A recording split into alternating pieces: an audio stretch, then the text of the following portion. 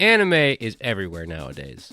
You go to the mall, and there's a weeb store. You go on Twitter, and there's an obligatory insert anime moment, a thread.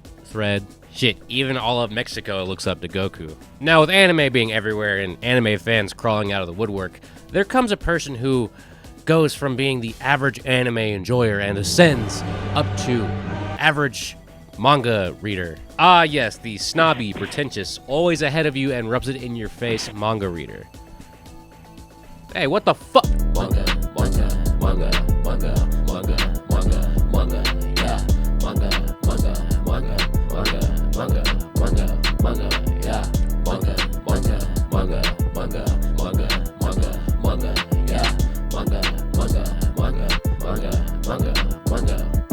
Yeah.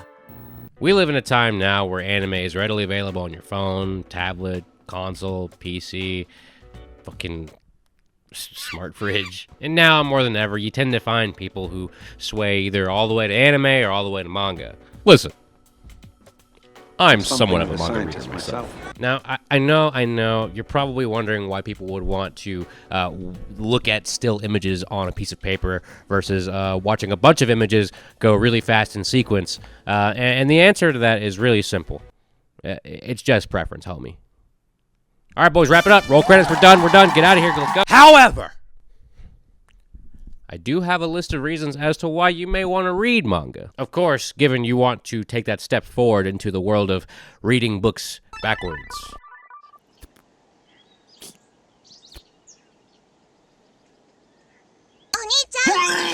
If there's any big reason why people read manga, it's because of the story. While yes, many manga are just the anime in page form, the added benefit is that you get to be ahead of everybody else, just like how I mentioned in the intro of this video. You get to see chapters as they come out and see scenarios unfold in pretty much real time ahead of the anime. Shit, you may have an anime that you just finished, but you learn that the manga actually has a story that goes beyond the anime's original conclusion. Shows like Demon Slayer have their manga already finished, so if you really want to go ahead and finish it, you can, which is what I did, and which is why I think that Demon Slayer is carried entirely by its animation. The story is very mid. On top of this, manga tends to have little to no filler at all. Look, I'm gonna be real with you, okay? Filler is a waste of time. It gives you new characters, locations, and story that don't matter to the main plot whatsoever, and that is fucking annoying, okay? It's called filler because it fills anime up with fucking bullshit that's not canon while the manga's still trying to get more chapters out so the anime can adapt more. The fact that Naruto Shippuden and Bleach have more goddamn filler than the concrete outside my fucking apartment is a big deal, man. It's bad. It's bad. Filler is just pretty much official, like, anime fanfic. Let's be real. And what sucks about filler is that when you get good filler with character, story, or whatever that's actually kind of interesting, it doesn't fucking matter because you'll never see them ever again and they will never matter to you, period. They have no relevance to the story. They don't matter. They're just non-existing, non-canonical characters. I hate it. Something tells me this guy hates filler. I think the closest that manga even gets to having filler is like 0.5 chapters, half chapters. And with these chapters, we're talking like super small chapters that just have little gags, more art, little quips that are just thrown in there at the end of an issue or at the end of a chapter or whatever to just kind of, make fun, have fun. Nothing serious. Other than that, you may get like small spin-off books for certain characters or circumstances that don't really affect the mainline story. Like I think Ace from One Piece has his own little thing going on with his own little spin-off. Same with Sasuke or whatever.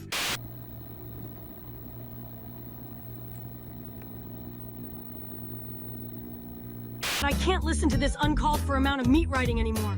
This is damn near illegal. When you're watching anime, the work put into these animations comes from a team that works for hours on end tirelessly, with rules they have to follow, scenes they have to change, and straight up having to alter scenarios in which characters are portrayed in. There's nothing wrong with this, and in fact, some changes to animation can be for the better from the manga. Woo! You see this shit? God damn! At the same time, though, there's this charm and intent that feels like it's not necessarily present in the anime like it does with the manga. I'm talking about the artist's true intent with its story, characters, and visuals. Buddy, you can't come up here. No, don't do that.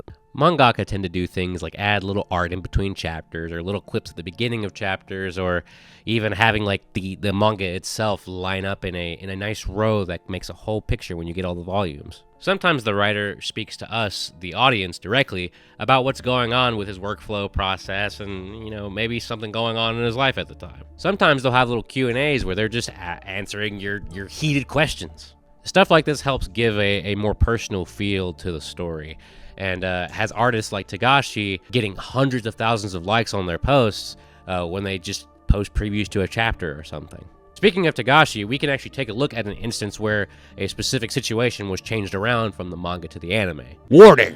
Slight Hunter x Hunter spoilers ahead. In the 2011 Hunter x Hunter anime, in the Chimera Ant arc at the very beginning, we're introduced to this fellow called Kite. How Kite is introduced into the anime is all fine and dandy, as they do make it clear that Kite has known Gon since Gon was a small child, but at the same time, with that, it kind of feels like Kite was a little shoehorned in, given the circumstances later on in the series. In the manga, however, it was very different. Kite was actually there from the very beginning, and you see him in chapter 1, giving context to the whole thing with Kite when he shows back up later in the manga. Another example of how manga can be different from the anime is how Beers had to fight the God of Destruction in the manga. This scenario in itself screams, please animate this, but unfortunately it never happened and it's only canon to the manga.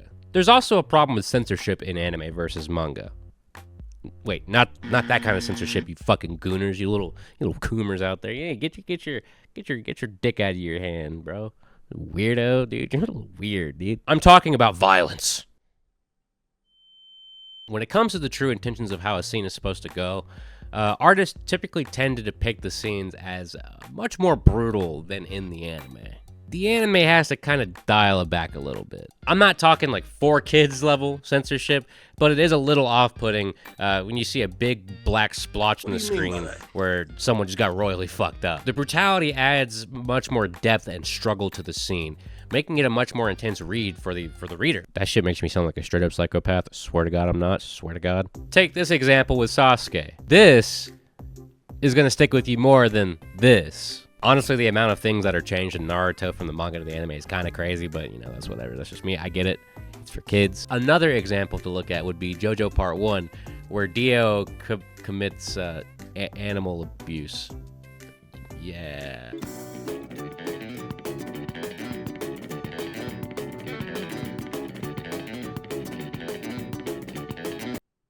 Even something as brutal as Attack on Titan has scenes in the manga that are more brutal in the manga than the anime. Ah, yes, and then comes the insane hand-drawn panels that can only really be appreciated in the manga. Animation just can't match the pure, raw talent of an artist who encompasses so much raw emotion and beauty in the single spread of a manga panel. Artists like Yusuke Murata are out here making jaw-dropping panels that are just there for a fleeting moment before you turn the page and get pulled right back into the story. God damn, look at this shit, man. What the hell? With stuff like this is kind of why I tend to steer more towards the manga than the anime most times, because it just feels like I'm missing something that's just not there in the anime.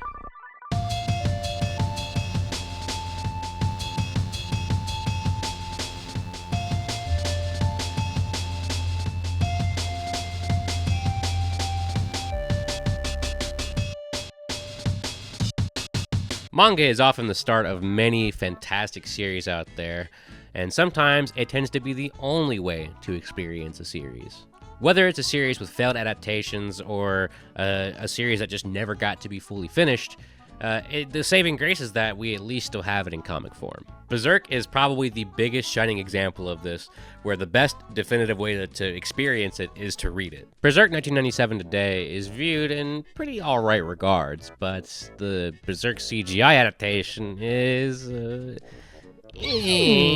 still, the 1997 adaptation does not cover all of Berserk, which is just as good as what it covers in the anime. In fact, this shit was so good as a manga, you can buy leather-bound editions of the manga itself for maximum amounts of suffering. Soul Eater's anime ending is completely different from the manga's because they finished the anime before the manga could conclude. I don't know why studios do this, because it kind of avoids the fucking purpose. Sometimes manga that has been praised to the highest regard never even gets an anime, like 20th Century Boys, Oyasumi Punpun, or Vagabond. Something as popular and critically acclaimed as the movie Akira has a lot of its actual story content missing because it was adapted from a manga that had a lot more content than what a movie could fit. This kind of makes the movie itself feel a little rushed, but I mean, what can you do? It's a movie. It's a shame that some of these manga never really get the love and attention they deserve, despite the outcry from fans just saying, yo, this is what we want. Give us this. Please. Please, bro, please. Just like with anime apps and other methods of consumption, manga is readily available and accessible on fucking anything. Viz, Manga Plus, and various other mediums of manga consumption have tons and tons of manga that you can go and read for pretty cheap to free, with even some of the newest chapters from their biggest series being free. This is not a sponsorship. Let me make that clear. I'm not sponsored by any. It's quite a treat to just be able to pull up my phone or tablet or whatever and just start consuming manga. With that, I personally find it a lot easier to also put down manga whenever I feel like it versus an anime. I don't need headphones. I don't need to turn my fucking screen sideways. I don't need any of the extra bullshit. I can just lock my phone, put it in my pocket, and go about my day. Quite nice. And yes, I know you can do that with anime, but it's a little more jarring, at least for me, to just go right back into a show, have to load up this app, it has to buffer, it has to do all this dumb shit. When with manga, it's just, oh, there it is. Let's just keep scrolling. Keep it scrolling. I don't know, I think I'm just tweaking out. And if digital isn't really your thing, well, I mean, it's a book. Just go buy it, throw it in your bag, and then boom. Now on your lunch break or your little picnic date, you can look at paper instead of looking at your fucking phone like a little iPad kid. Yeah, I'm talking to you. You know who you are. And with that being said, those are all the positives that I have. There's probably more, but now we're on to the cons. I think this one's a little self-explanatory. At the end of the day, when it comes down to how you should consume a series, the only right answer is through anime video games, like Legacy of Goku 2 on the Game Boy Advance. This game is awesome, man. I love this shit. Manga isn't for everyone, just like how anime isn't for everyone. But if you find yourself questioning if you should read the manga for a series that you really like, man, go for it. The world is your oyster. Anyway, this is a bit of a weird video this week. Thank you guys. Hope you have a good week. And I will see you guys next time. Much love. Stay safe.